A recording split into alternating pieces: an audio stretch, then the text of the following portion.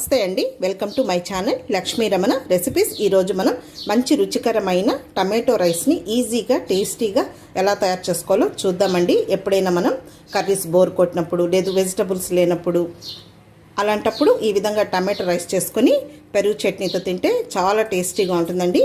చేసుకోవడం కూడా చాలా సింపుల్. కాబట్టి ఈ టమాటో రైస్ని ఈజీగా టేస్టీగా మనం ఎలా తయారు చేసుకోవాలో కావలసిన పదార్థాలు, తయారీ విధానం ఒకసారి చూద్దామండి.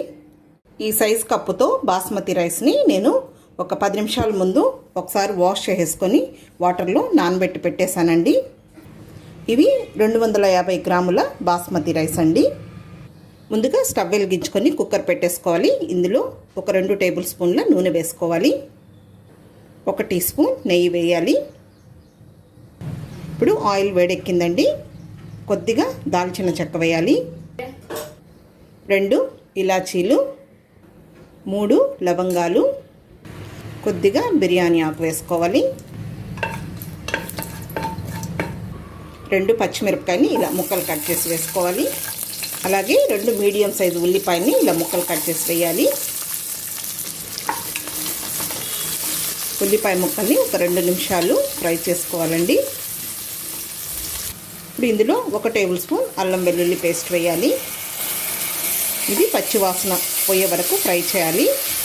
కొద్దిగా వేగిన తర్వాత ఉల్లిపాయ ముక్కలు అల్లం వెల్లుల్లి వేసామంటే అల్లం వెల్లుల్లి వేగే లోపల మిగిలిన ఉల్లిపాయలు కూడా వేగిపోతాయి. ఇప్పుడు అల్లం వెల్లుల్లి వేగిపోయింది. ఇందులో కొద్దిగా పుదీనా ఆకులు వేయాలి, 1 టేబుల్ స్పూన్. అలాగే బాగా పండిన టమాటోలు పెద్దవి ఒక 4 తీసుకున్నానండి, ముక్కలుగా కట్ చేసి వేసుకోవాలి. ఇప్పుడు వీటిని బాగా ఇలా కలుపుకుంటూ మగ్గనివ్వాలి. ఇప్పుడు ఇందులో కొద్దిగా కొత్తిమీర కూడా వేసుకుందాము.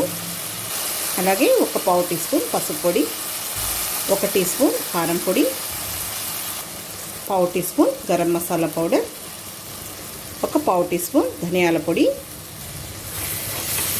ఇప్పుడు మళ్ళీ 1 నిమిషం ఫ్రై చేసేసుకోవాలి. ఇప్పుడు టమాటోలు అంతా బాగా మగ్గిన తర్వాత ఇందులో రుచికి సరిపడా రాళ్ళుప్పును వేసేసుకోవాలి.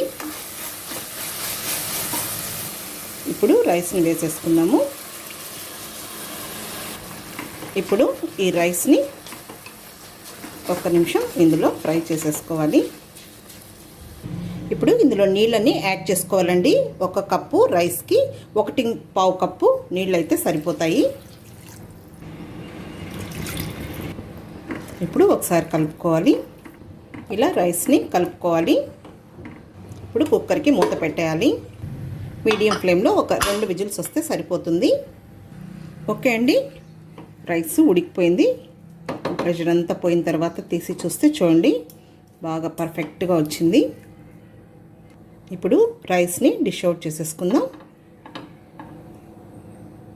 అంతే అండి, మనకు టమాటో రైస్ రెడీ అయిపోయింది. చూడండి ఎంత కలర్ఫుల్గా ఉందో, మంచి వాసనతో గుమగుమలాడిపోతూ ఉంది అండి. ఇలా పెరుగు చట్నీతో తింటే సూపర్ టేస్టీగా ఉంటుంది. కాబట్టి ఈ విధంగా మీరు ఈసారి టమాటో రైస్ని ప్రిపేర్ చేసి చూడండి. టమాటో రైస్ని కూడా మనం రైస్ వండుకొని కూడా చాలా డిఫరెంట్ స్టైల్లో చేయించండి. కాబట్టి తప్పకుండా ట్రై చేయండి. ఈ వీడియో మీకు నచ్చినట్లయితే నా యూట్యూబ్ ఛానల్ లక్ష్మీ రమణ రెసిపీస్ని కొత్తగా చూస్తున్న వారైతే నా ఛానల్ని తప్పకుండా సబ్స్క్రైబ్ చేసుకోండి. నచ్చితే లైక్ చేయండి, షేర్ చేయండి. ఒక మంచి వంటతో మళ్ళీ కలుద్దామండి. నమస్తే అండి.